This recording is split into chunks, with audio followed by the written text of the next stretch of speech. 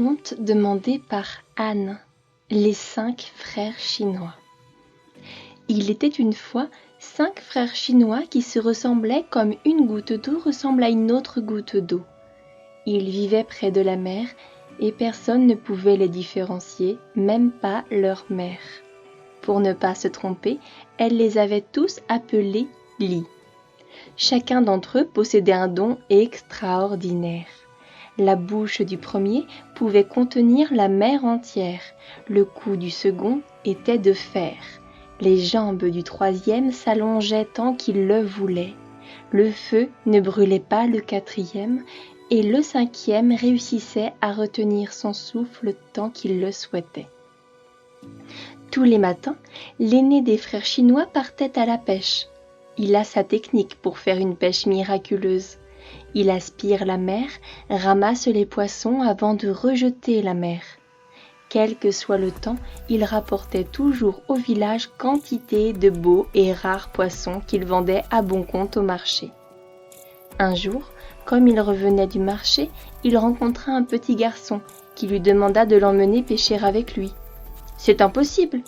dit l'aîné des frères chinois.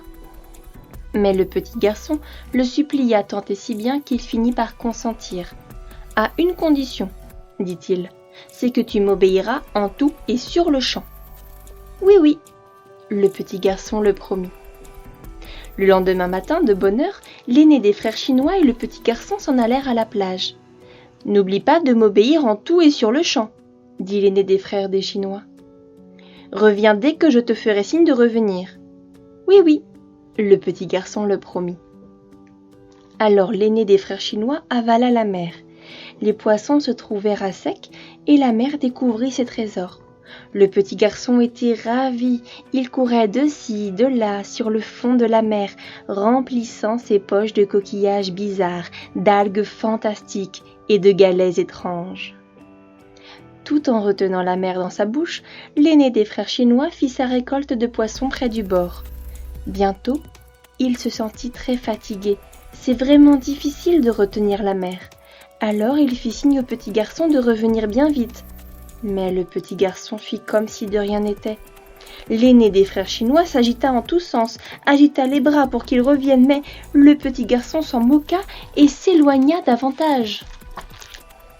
Alors l'aîné des frères chinois sentit que la mer montait en lui et fit des gestes désespérés pour rappeler le petit garçon, mais le petit garçon lui fit des grimaces et s'enfuit encore plus loin.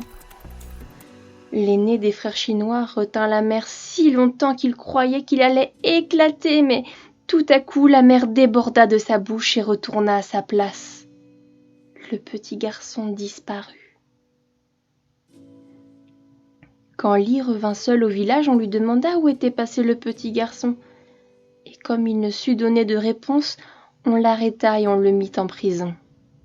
Il fut jugé sur l'heure et condamné à être décapité le lendemain matin. Si bien qu'il dit au juge « Juge, je voudrais bien aller dire adieu à ma mère. »« Ce n'est que juste, » dit le juge. Alors l'aîné des frères chinois s'en alla chez sa mère, et le lendemain matin, c'est le second des frères chinois qui retourna au village à sa place. Une grande foule était rassemblée sur la place du marché pour assister à l'exécution. Le bourreau saisit son sabre et frappa un grand coup. Mais Li se releva et sourit. C'est celui qui avait un coup en fer.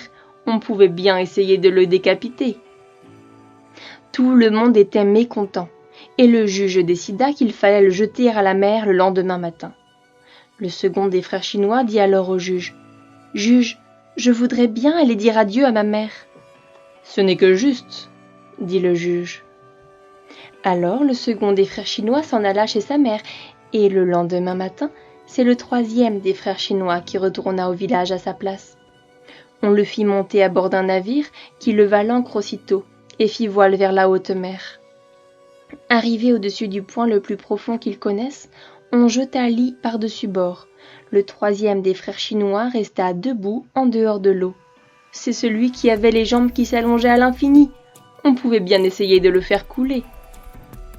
Tout le monde était mécontent et le juge décida de le brûler le lendemain matin.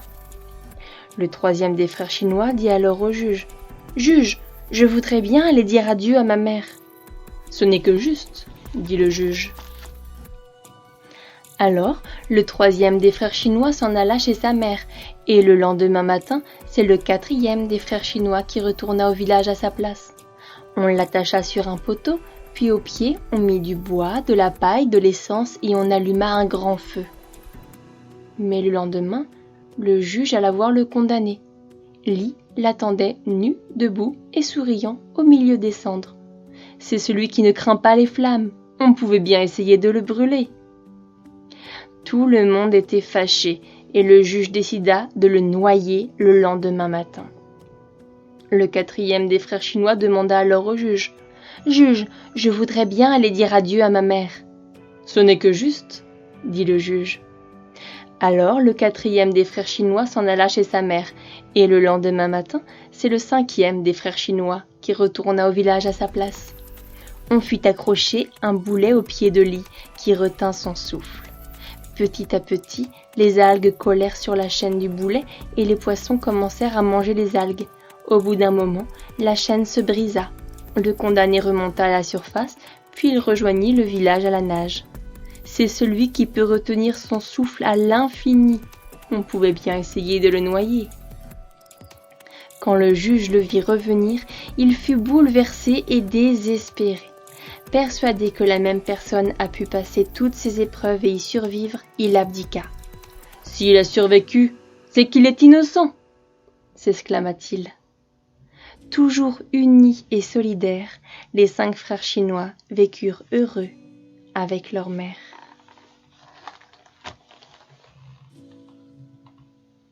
Merci Anne.